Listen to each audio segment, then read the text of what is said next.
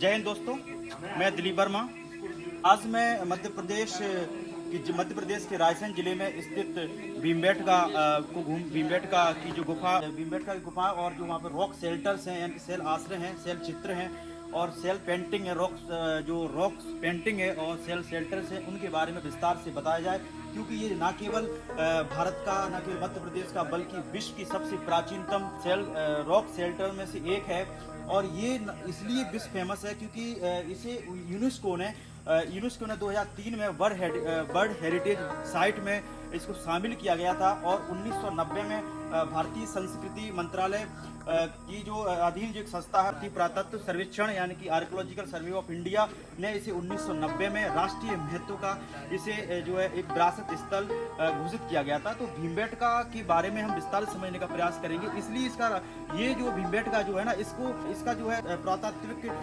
दृष्टि से देखा जाए और ऐतिहासिक दृष्टि से देखा जाए और एक मानव विज्ञान एंथ्रोपोलॉजी की दृष्टि से देखा जाए तो इसका ऐतिहासिक महत्व तो है ही, पुरातात्विक महत्व तो है ही, लेकिन ये अपने आप में एक टूरिज्म सांस्कृतिक दृष्टि से देखा जाए तो ये टूरिज्म का, पर्यटकों के आकर्षण का केंद्र है। लोग जहाँ बहुत सारे लोग आते हैं, देखने आते हैं, भ्रमण करने आते हैं, तो इसलिए ये पर्यटक का एक केंद्र है, मध्य प्रदेश का टूरिज्म का एक केंद्र है। इसलिए हमें इसे विस्तार समझने की आवश्यकता है। ज़्यादा भीमबेटका जैसे बहुत सारी गुफाएं हैं मध्य प्रदेश में। उदयगिरी की गुफा है, धार में बाघ की गुफा है और जो रायसेन में भीमबेटका की गुफा है। ये गुफाओं में इन गुफाओं में कहीं ना कहीं मानव के, और जबलपुर में बेड़ा घाट है तो वहाँ पर कहीं ना कहीं मानव के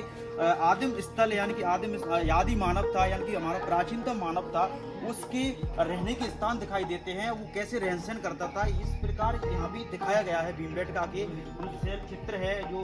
रॉक पेंटिंग है और ये रॉक जो शेल्टर्स हैं, इनमें दिखाया गया है कि मानव हमारे पूर्वज थे, आदि मानव था, वो लगभग हजारों साल पहले, लगभग आज से 30,000 साल पहले यानी कि 1 लाख साल पहले कैसा जीवन जीता था, कैसे जानवरों का संवाद करता था, कैसे शिकार करता था, उसका एक हंटिंग लाइफ हुआ करती थी, आखेट करता था, शिकार करता था और किस प्रकार दैनिक गतिविधियां करता था। इस गतिविधियों को इन पत्थरों पर यानी कि रॉक पेंटिंग पर बड़े स्तर पर दिखाया गया है। तो इसलिए अब देखते विस्तार से हम समझने का प्रयास करते हैं। जैसे आप हिस्ट्री पढ़ते हैं तो भारतीय हिस्ट्री को पढ़ते हैं तो 3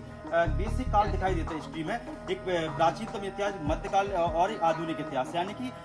एंशिएंट इंडियन और मिडिवल इंडियन और मॉडर्न हिस्ट्री। तो एंशिएंट हिस्ट्री में ही कहीं आपने बहुत सारी सभ्यताओं को देखा होगा, जैसे सिंधु घाटी सभ्यता लगभग 2-3 साल पुरानी सभ्यता है, वो एक कास्टिगिन सभ्यता है। लेकिन उससे हजारों साल पहले भी कहीं ना कहीं ये जो है भीमबेटका में आदि मानव जो था, हमारे पूर्वज थे, आदि मानव था, वो किस प्रकार रहता था, उसकी गतिविधियों को, दैनिक गतिविधियों को इन पत्थरों पर दर्शाया गया है। किस प्रकार शिकार करता था, और न केवल इसमें शिकार को बल्कि दृष्टि दिखाया गया है। यहाँ पर बताया गया है कि हजारों साल पहले जो है ये जो स्टोन एज था, और यानी कि पाषाण काल, जो जैसे हम प्रागैतिहासिक काल बोलते हैं, प्रागैतिहासिक काल के बाद जो है ताम्र पाषाण काल आता है। प्रागैतिहासिक काल के बाद हमारा हिस्ट्री स्टार्ट होता है, यानी कि प्री हिस्ट्री में पाषाण काल है, यानी कि स्टोन एज है। स्टोन एज को कई एज में बांटा गया है, जैसे प्रापाषाण काल, मध्य पाषाण काल और उत्तर पाषाण काल। तो पुरापाषाण काल और मध्य काल में जो आदि मानव था, यानी कि मानव था, जो गतिविधियां करता था, उन गतिविधियों को यहाँ पे रॉक शेल्टर पर, रॉक्स पर यानी कि बड़े पत्थरों पर दर्शाया गया है। तो भीमबेटका के बारे में और समझने का प्रयास करते हैं कि भीमबेटका जो मध्य प्रदेश के रायसेन जिले के अब्दुल्लागंज से लगभग 10 किलोमीटर पर भीमबेटका में जो इस पर रॉक शेल्टर यानी कि सेल्स है और सेल चित्र स्थित हैं। और ये जो सेल चित्र है मध्य प्रदेश के रायसेन जिले में विंध्याचल पहाड़ी है। विंध्याचल पहाड़ी की बड़ी बड़ी चट्टानों को काटकर, यानी कि उनकी नक्काशी कर यानी कि उन रॉक चट्टानों पर चित्र बनाए गए हैं, यानी कि आदि मानव के द्वारा जो गतिविधियां की जाती थी, जो दैनिक जीवन में जो गतिविधियां की जाती थी, उनको विस्तार से अंकित किया गया, दर्शाया गया है। विंध्याचल पहाड़ियों की चट्टानों को काटकर बनाया गया। इसके दक्षिण में नर्मदा घाटी है और इसी विंध्याचल पर्वत श्रेणी के दक्षिण में नर्मदा घाटी है और सतपुड़ा रेंज है। ठीक है, ये मध्य प्रदेश के देखा जाए तो भोपाल से लगभग 40 किलोमीटर दूरी पर है। ऐसा बताया जाता है कि भीमबेटका का नाम, इस जगह का नाम भीमबेटका क्यों पड़ा, क्योंकि भीमबेटका का नाम इसलिए पड़ा गया था क्योंकि हिंदू धर्म में जो महाकाव्य है महाभारत में जो 5 पांडव थे और 5 पांडवों में एक भीम थे और उनका एक निवास स्थल था, यानी कि एक बताया जाता है कि यहाँ उन्होंने यहाँ पे कुछ समय बिताया या एक निवास स्थल था, इसलिए उनके नाम पर कहीं ना कहीं इस गुफा का नाम, इस जगह का नाम या फिर इस गुफा का नाम भीमबेटका रखा गया। भीमबेटका शैल चित्र और शैल आश्रय है, रॉक शेल्टर्स है, यानी कि जो हमारे प्राचीनतम मानव के जो निवास स्थल है उनकी जो खोज है 1957 और 58 में जो प्रोफेसर विष्णु श्रीधर बारकेगढ़ के द्वारा इन सेल रॉक शेल्टर यानी कि सेल आश्रय और सेल चित्रों की खोज की गई थी। पुरापाषाण काल और पाषाण काल में इस जो है सेल चित्र का निर्माण किया गया था। ऐसा नहीं है कि मध्य प्रदेश में भीमबेटका की गुफा फेमस है, बल्कि मध्य प्रदेश में भीमबेटका की गुफाओं के साथ साथ मध्य प्रदेश में बहुत सारी गुफाएं हैं। जैसे देखा जाए तो विदिशा में उदयगिरी की गुफा है जो गुप्तकाल के समय इनका निर्माण किया गया था, और उज्जैन की जो वृत्तरी की गुफा है वो भी कहीं ना कहीं गुप्तकाल के समय बनाई गई थी, लेकिन ये बाद की हैं। ये लगभग कहीं ना कहीं ये जो है पाषाण काल और प्रापाषाण काल की समय की जो है शैल चित्र यानी कि चट्टान को काटकर बनाई गई गुफाएं, और इस गुफाओं और जो चट्टानी संरचना पर कहीं ना कहीं जो आदि मानव है, हमारा प्राचीनतम मानव है, उसके जो है शैल चित्रों का यहाँ पे दर्शाया गया है। मध्य प्रदेश के रायसेन जिले में जो भीमबेटका में जो भीमबेटका की गुफा है और भीमबेटका में जो शैल आश्रय यानी कि शैल चित्र और शैल आश्रय है यानी कि जो रॉक शेल्टर्स हैं, उसमें आप देखिए कि इसमें प्रागैतिहासिक काल में अगर देखिए लगभग आज से 4 लाख से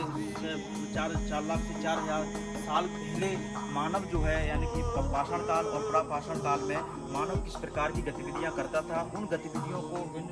चट्टानों पर दिखाया गया है। और इन पत्थरों पर कहीं ना कहीं हरे रंग से, लाल रंग से और प्राकृतिक रंगों से इन प्राकृतिक चट्टानों को काटकर यानी कि प्राकृतिक रंगों से मानव की जो गतिविधियां थी उनको दर्शाया गया है। चट्टानों पर आप देखिए न केवल बाघ के चिन्ह हैं, बाघ जो जानवर है यानी कि बाघ यानी कि टाइगर या हाथी और जंगली सूअर, इनकी न केवल इनके चित्रों को दर्शाया गया है, बल्कि मानव बहुत सारे जीवों के साथ यानी कि बहुत सारे जानवरों का शिकार कैसे करता था। जंगली सूअर, बाघ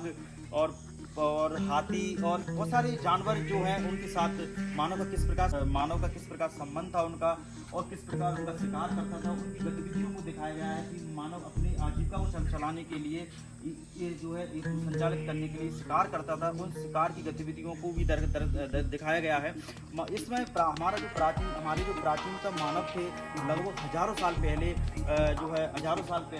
वो कहीं ना कहीं उसके पास आधुनिक हथियार नहीं थे, बल्कि कुछ पत्थरों के औजारों से, बड़े बड़े औजारों, भालाओं के माध्यम से या फिर नुकीले जो पत्थरों के माध्यम से शिकार करते थे, और उनका जो है चित्र यहाँ पर जो है इन चित्रों में यानी शैल चित्रों में दिखाया गया है। आप भीमबेटका की जो शैल चित्र हैं लगभग यहाँ पर देखिए कि भीमबेटका की गुफाओं में जो शैल आश्रय हैं लगभग अभी तक बताया जाता है कि 500 से 600 से अधिक भी गुफाएं हैं, लेकिन अभी तक इनके 200 गुफाओं पर यानी कि शैल चित्रों पर काम किया गया है। 1971 में जो इन गुफाओं का जो है उत्खनन का कार्य प्रारंभ किया गया था, लेकिन इन गुफाओं की खोज जो है 1957 और 58 के समय प्रोफेसर श्रीधर जो है बागड़गढ़ के द्वारा इनकी खोज की गई